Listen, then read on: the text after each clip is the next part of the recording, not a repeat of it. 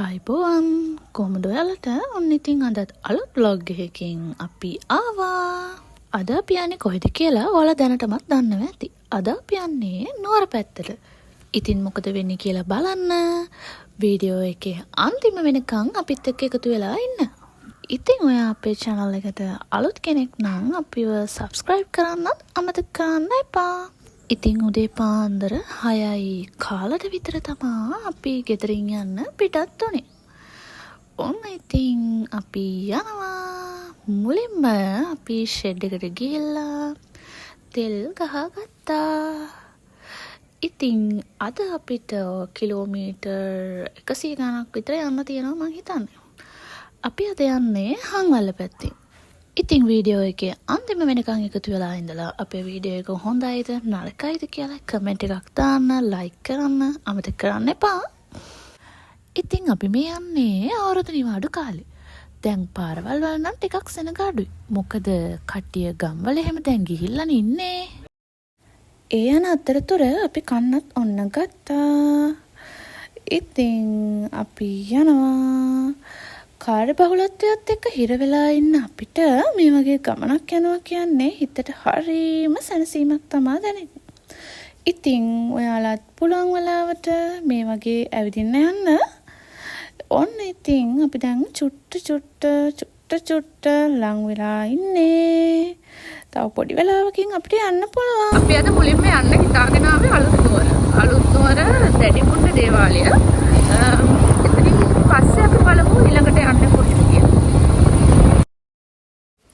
ඔන්න අපි ගමන පටන් ගන්න තැනට ආවා.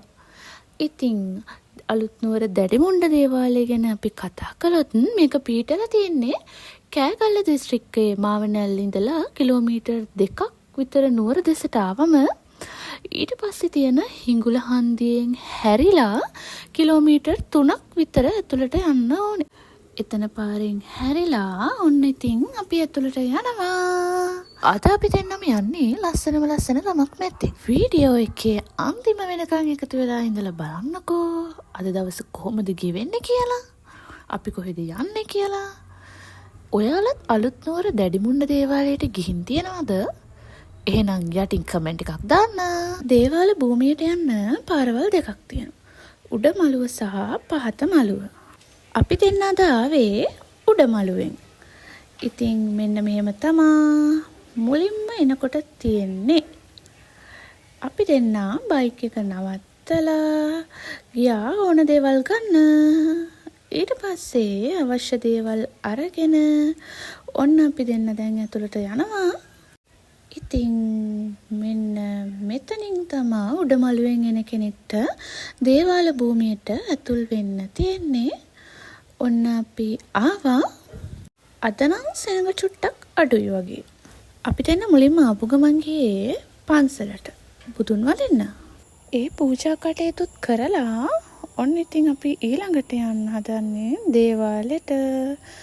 ඉතින් දැඩිමුණ්ඩ දෙවියන් ගැන කතා කරනකොට බුදුරජාණන් වහන්සේ බුද්ධත්වයේ ලබන විට බුදුරජාණන් වහන්සේ මාර පරාජය කරන අවස්ථාවේදී සියලු දෙවිවරුන් බුදුන් වහන්සේ හැර ගියත් දැඩිමුණ්ඩ දෙවියන් බුදුරජාණන් වහන්සේ හැර නොගිය බව සඳහන් වෙනවා.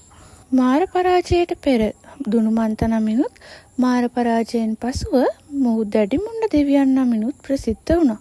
එලෙසම මැණික් බණ්ඩාර, සඳුන් බණ්ඩාර යන නමින්ද හඳුන්වනු ලබනවා. ඉතින් මේ තියෙන්නේ දැඩිමුණ්ඩ දේවාලයේ ප්‍රධාන දේවාලයට ඇතුල් වන දොරටුව.